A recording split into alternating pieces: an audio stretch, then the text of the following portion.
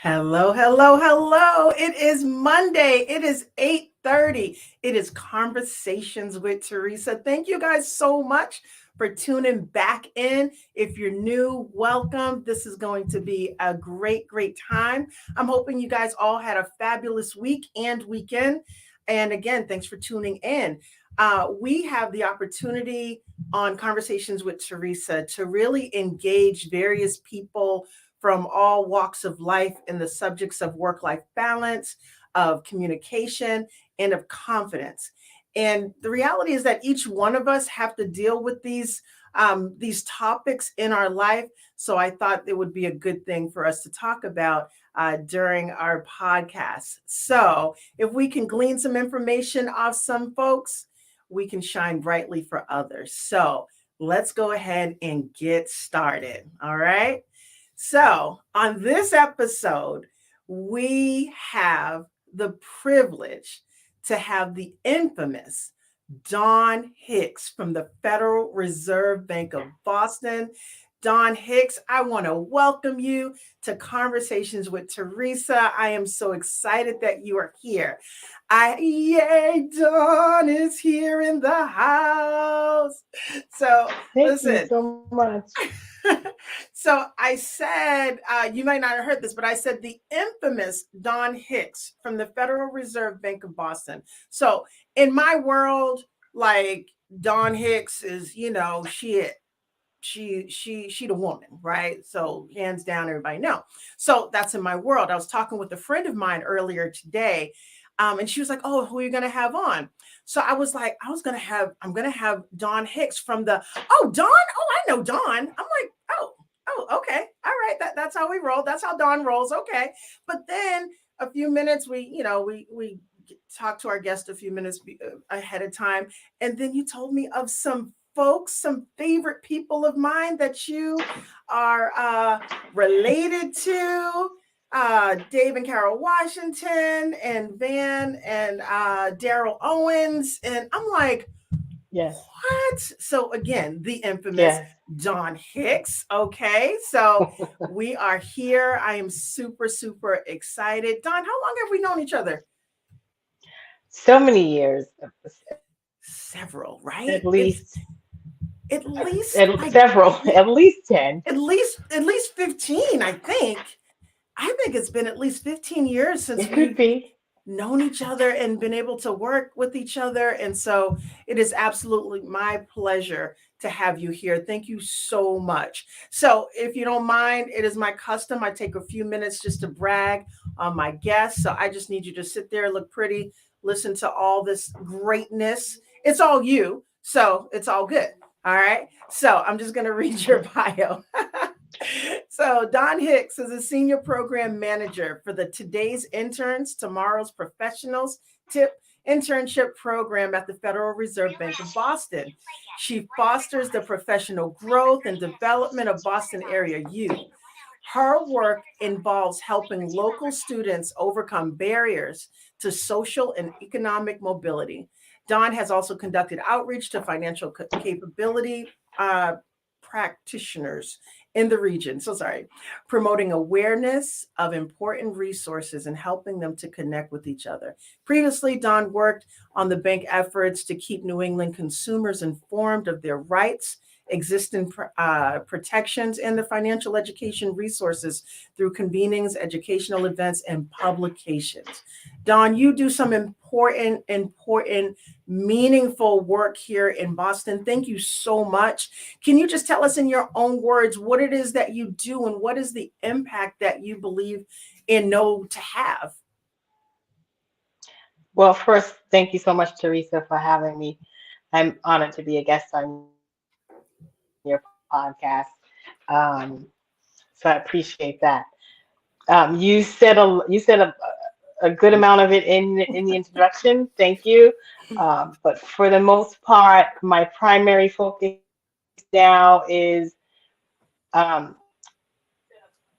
rearing up, I'll say, high school, working with high schoolers, rearing them up to become young professionals, and not just have them uh, prepared and have them in the work, but to have them know how to not just get a job, but to keep a job. So in our program, the Today's Interns, Tomorrow's Professionals internship program, also known as TIP, we actually uh, use this work and learning program to offer students a placement, offer them other supports like trainings, hard technical and soft skills trainings to help them pretty much morph into sustainable wage earning young professionals. And so we do that with, uh, like I said, training, supports, and a mentoring component. We do Mm-hmm. that with case management and one-on-one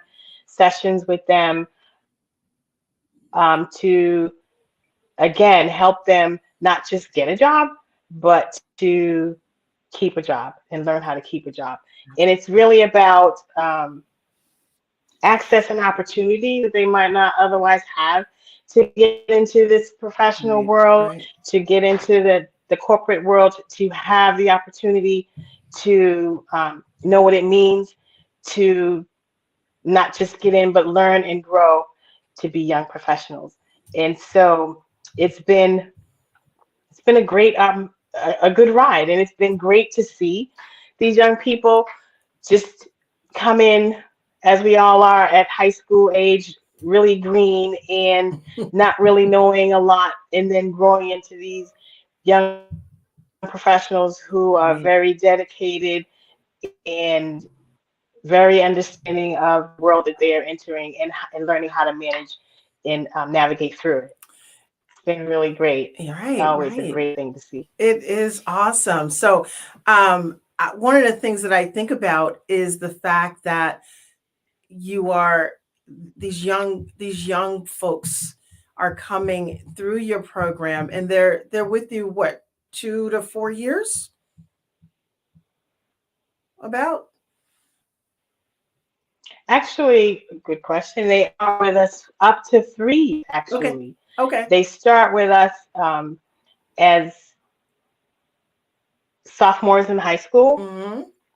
and they get some trainings on how to prepare them for our 6-week summer program, and then from there, some continue on to us for an additional 3 years in our year-round program, starting as juniors in high school and continuing through the completion of their first year of college or first year of post-secondary training.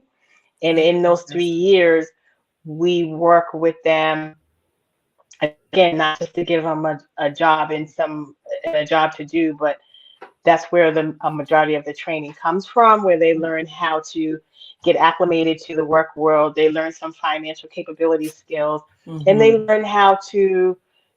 Uh, the goal is for them to learn how to not only for their next opportunity, not only to get a job, but to keep that job To and to keep get that and feel job. confident in going out and getting whatever the job is that they would desire to have. And that's it. So And yes, they so, stay with us for a total of 3 years. And in right. those 3 years, they also, I was going to say, in those 3 years, they also, we our program, which is very research based and very intentional, we look to give them trainings that are appropriate to their level. So the college freshman may not necessarily need the same thing and the same guidance as the high school junior. And Right. so it's a scaffolded program as well. That is so fantastic. I mean, I just think about my first job was like Burger King. I didn't get any mentoring. I got, 5 hours or 6 hours a week, and it was like clock in, clock out. That's it. Show up or get fired. That was the mentoring that I Right, got. right, So it's really great that you're able to provide so much and for so right. long, not just for the summer, but like you said, it's year round. And so one of the reasons why I really wanted to have you on here, because I felt like with the subject matters that we talk about here, you would have a lot to talk about for young professionals, really getting into the habit of work and the habit of working well. And so one of the first questions I really wanted to talk about was work-life balance. And so, we all have our different ideas about what work-life Hmm. balance is. And I just wanted to hear from you. What is your concept when you think about work-life balance? What do you think of?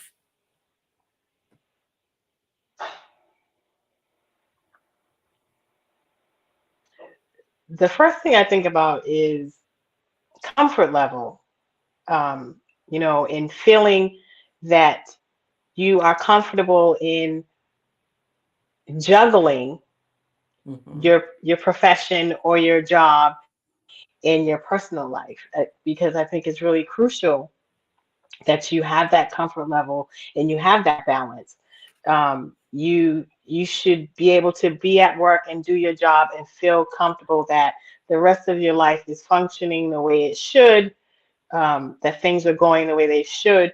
And if not, you have the ability and you feel comfortable and have the permission, if you will, to take care of it and still be able to keep things up to par in your job, still be able to feel that you can do that without any repercussions, and to feel like you can take care of what needs to be taken care of, either on the home front or in your personal life and at the job. And if either side needs any attention, that you feel that comfort to be able to attend to what Hmm. needs to be attended to. So, And that's what I think about that's the first thing that's mine when I think of work life. okay. So I'm thinking about in your role, you must have folks coming to you that are sometimes out of balance. All right. What kind of tips, what kind of advice can you give to someone who's not quite balanced? Again, work-life balance, work-life integration. There's a couple of different ways that we can look at it.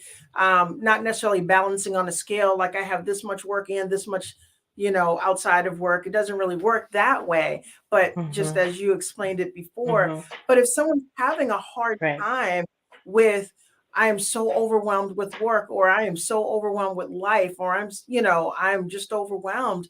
What kind of tips or what kind of advice would you give to them, especially being this young professional, just learning how to make this all work? Right. Right. What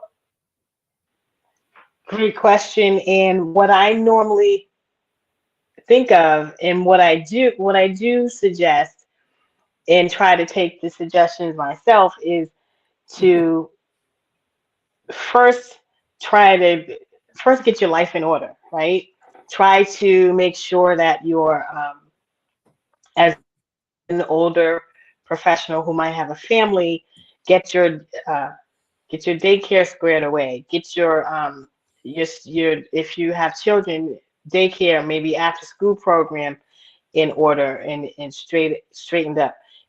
If you're a caretaker for someone in your family, not necessarily just for children, but to make sure that they're Right. set so you can concentrate on work. If you're um, a student who's also in school, focus on making sure that your class schedule is you have a handle on that, so Right. that Right. just making sure that things outside of work are in order, so that you can Mm-hmm. have that, again, that comfort level to do your job, knowing that things are secure.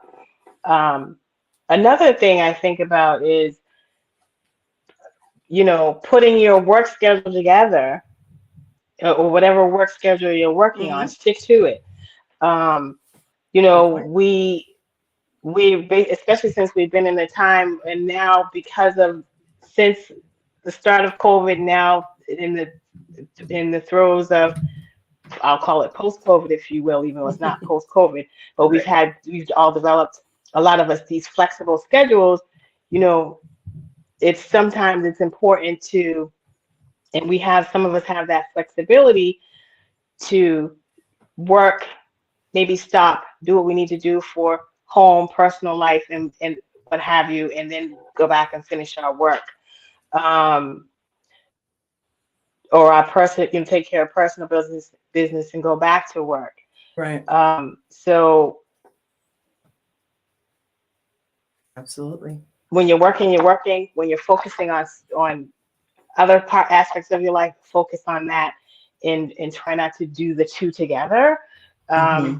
And the other thing I suggest, and I use, and I definitely suggest this with my students, is use a calendar and Mm-hmm. one big one to for your work obligations and and those in your personal life, Right. so that you're not trying to, for one, you're not trying to go back and forth to different calendars, but you see it all there. You see what you have to do. It kind of helps you plan better, kind of helps you execute what it is you need to do. If um, you need to make an appointment for, I don't know, a medical appointment, and you look at your calendar and you say, okay, well, I can't do it on that day. That kind of keeps you from having to. Sometimes we have to, but if you have the flexibility to Right. say, okay, I can't make this appointment on this day because I have a big meeting I have to be in attendance for, or my supervisor has a project that I'm working on Mm-hmm. and I need to be there to do it, so I don't have to call out, change change their world, Mm-hmm. who my superiors, who are my supervisors, who are counting on me, and I don't have to um, compromise either side. So yes, emergencies happen, definitely. But when you have the opportunity to schedule your work, schedule your Yeah. personal Right. needs as well. And when you have everything all on the calendar, it helps you manage and then feel a little more present, a little more confident, a little more, you know, successful in trying to manage Exactly. No, that work-life balance. you're absolutely right. And So those are the things I would say. right. And I would Get just your think life in that order, get your determine life in your order. work schedule and stick to it, and use the calendar. Thank you so much. And sometimes like we're having these conversations and it can seem like, okay, this is common sense.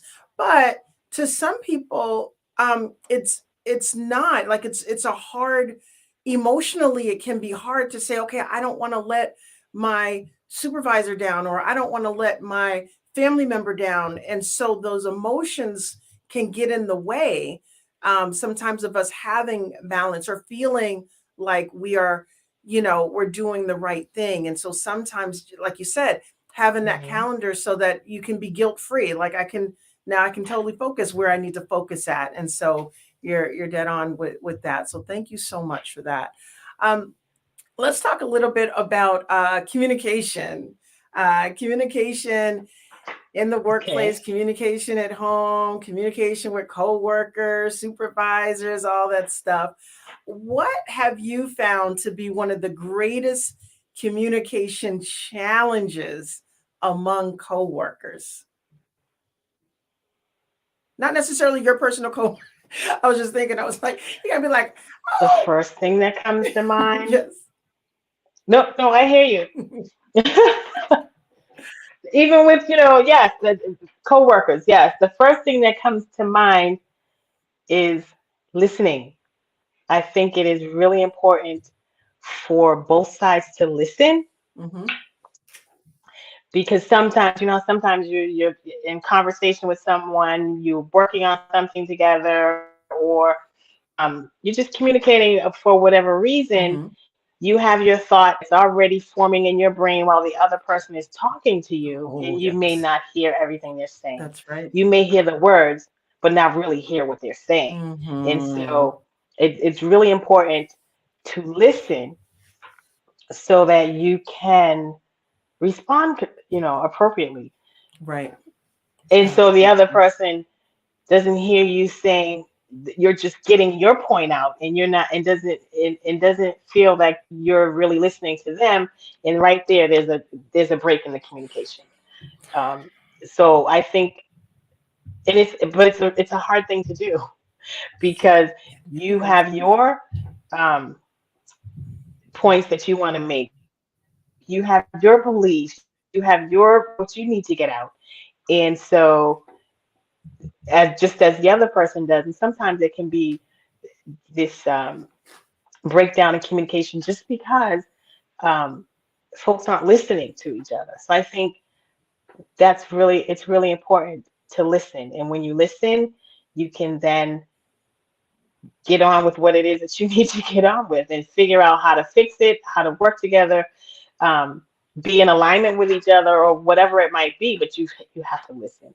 And Right. sometimes folks, because they are driven on what they need to do, what they're trying to say, what they're trying to get done, Mm-hmm. not listening. So I think that's really important Right. And you're and right. probably one of the biggest barriers to You're communication. right. No, you're right. And it is hard, especially when you have those time constraints. And I might, maybe I come into your office and I know I got two Hmm. minutes, or maybe you only have 2 minutes, and so I need to get my thing out, and then you want to tell me something, and I'm just like, wait a minute, my question isn't answered, and she's about to leave, so I'm going to ask again, and you may have just told me the answer, right? So you're Hmm. right. It is Hmm. hard. Hmm. Do you have any other tips for people? Just any strategies? Any other strategies besides listening, which is probably the most important? Any other things that you could add just about communications, effective communications, communication? Effective communication. Aside from listening, I think it's also important to, and this may be an oxymoron, it may be contradictory, but it's also important to say what you have to say.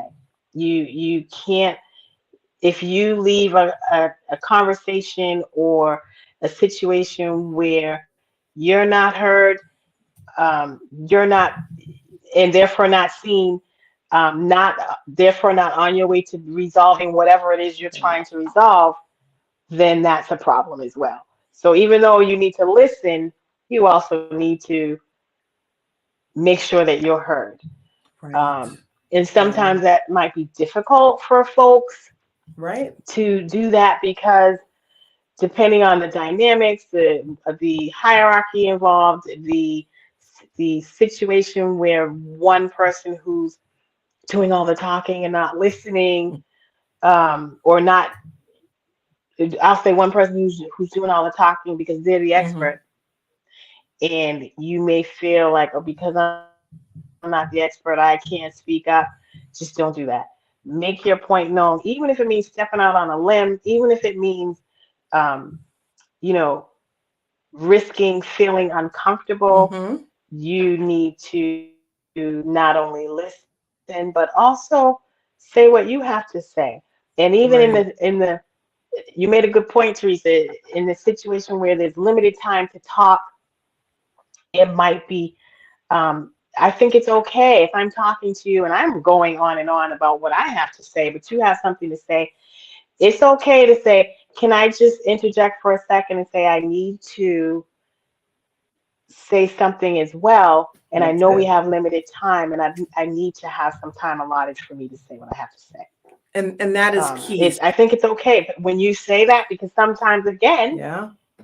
it's very key. It's very Right. key because Right. sometimes, folks, yes, everybody has to say what or needs to say what they want to say, and some are a little better at it than others. Some are a little more assertive or even aggressive at it, and then Hmm. others, they're a little more low key. They might be shy. They might be, working on their self confidence and feel Hmm. like they're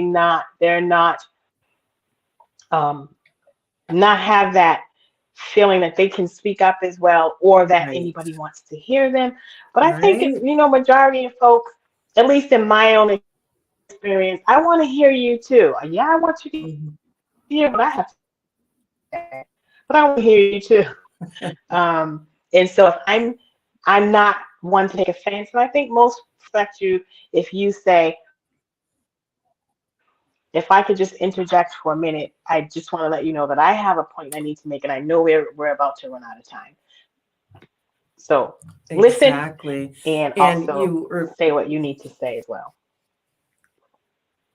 right. And that really leads into just being confident enough to say what you need to say, even if it it doesn't align, like people don't agree with you, right? And just being confident at the job, Yes, sometimes it's really yes, hard. I would imagine, I don't even have to imagine, when we start a new job, let alone start working, there's not a whole lot of reason for us to be confident in it because we don't even know what we're doing. Right? We're walking into a new situation. Right. Everything's new, so everything is Right. a question, right? And so there will be a lot of temptation to not be confident in, your role yet and your position or what you're doing. And like I said, I know from my own walks and different opportunities, that there's that moment where I'm just like, I'm questioning everything. I'm questioning what I'm going to say. I'm going to question what I'm going to ask. Does this sound right? Is this okay? Or, whatever, whatever. One of the things that I figured out one job that I had, I was convinced I was around a ton. I was around quite a few lawyers.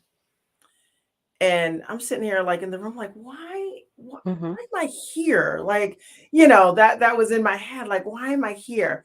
So to me, what I would ask these questions, and everyone always say, oh, that's a good question. That's a good question. So I kind of deem myself the resident, I don't know person.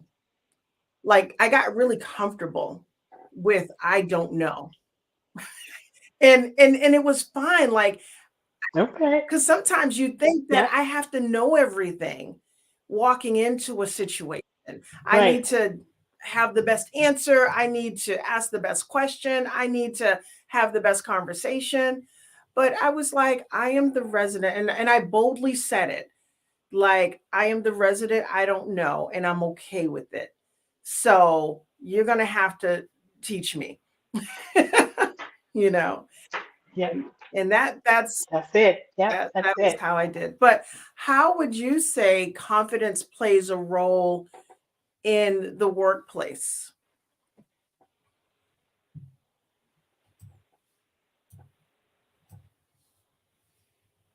Confidence in the workplace. Mhm. Or in life, just having a sense of Or confidence. in life, right? Like Mhm. it's yeah, okay. It's definitely it plays a role in all aspects of our life, right? Right. In the workplace, uh, in our personal environments, in we tend to or we can seem to have more confidence than in our professional environments if and vice versa. It depends on, I guess that even depends on the person, the track they're on, um, and where they're at, what stage they're at in life. And I just say that because there was a time for me, um, that the confidence wasn't too high. Mhm. It was as a teenager and even a young adult, I always second guessed myself in certain situations and Absolutely. then was boldly taking over in other situations. So, it depends, right? But I'll say in the workplace, um, confidence is it's important. But because the first thing you have to know, and this is what I say to my young people, you have a right to be here. So you have a right to ask questions. You have a right to That's express your right. opinion. You have a right to learn and to Mhm. grow and to hone your skills. And this is Mhm. what your work environment is supposed to be like. Right. Um, our building is very intimidating, especially for young people. It And is. coming into this professional environment as a young person can be overwhelming. And um, one of the first things I tell them, and we do a lot of work to make them feel comfortable, but still it's kind of hard. You're talking older people who are in a Mhm. profession who may say and use terms that are very intimidating to you, and it's okay.